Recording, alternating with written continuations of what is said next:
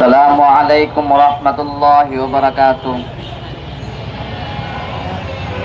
যেদিকে যায় মোর দৃষ্টি, দেখি তব অপরূপ সৃষ্টি। বিমোহিত হয় মন, অনুভবী খুঁজি প্রভু তোমায় তখন। আছো তুমি কোথা, বলো না মোরে, যাব আমি সেথা, হক যত দূরে।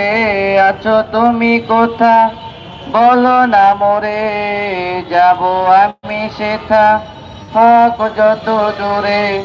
বলবো কথা আমি তোমার সাথে, একা একা থাকো কেন আড়ালেতে।